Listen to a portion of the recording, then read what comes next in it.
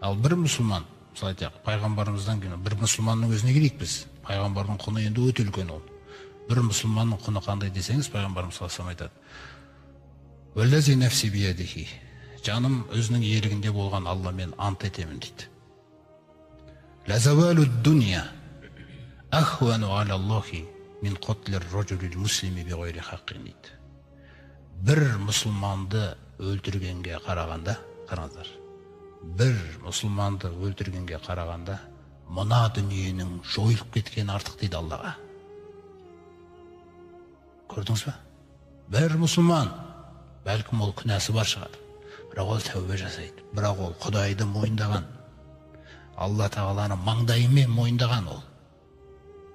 Алланың халал деген тек сол тірілтіп жүр, Алланың харам дегеннен тек сол қашып жүр. Кім жердің бетінде періштелер сияқты Алла тағаласының разылығын іздеп жүрген? Мұсылман. Сондықтан бір мұсылманды өлтірудің өзі дейді ол. Оған қарағанда мына дүниенің күллісі құрып кеткен артық дейді Алла тағала. Мына дүниеде құн жоқ дейді. Тек мұсылманның тынысымен ғана, сол үшін ғана жалғасып жатқан дүние бұл. Мен сондықтан осы жерде құрметті жамағат, мұсылман деген атаудың өзін бағалаңыздар. Кейінгі замандарда әртүрлі жаңағындай атаулар шығып, нелер шығып. Мұсылман деген атты жаңғыртыңыз. Мұсылман деген ат көміліп қалды, зәм-зәм көміліп қалғандай кезінде. Басқа атаулар, басқа шарттар пайда болды. Мұсылман деген сөзді күшейтіңіз өз араңызда. Бір-біріңізге. Мысалы, Алла тағала пайғамбарымыз саллаллаху алейхи айтқандай, «Ла тадхулул жанната хатта туъмину». Жаннатқа әсте кіре алмайсыңдар дейді. Ал иман келтірмейінше. Жақсы иман келтірдік дейік.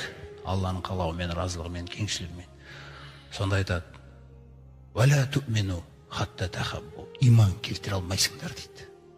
Бір-бірлеріңді сүймейінше, айыбыңмен, күнәңмен бір-біріңді мұсылман болғандықтан, кімде айып жоқ, кімде қателік жоқ, бір-біріңді қашан сүйесің, пайғамбарды сүйдің дегенің сол кезде ғана расталады. Өйткені әрбір мұсылман пайғамбардың жалғызы, есіңізде болсын.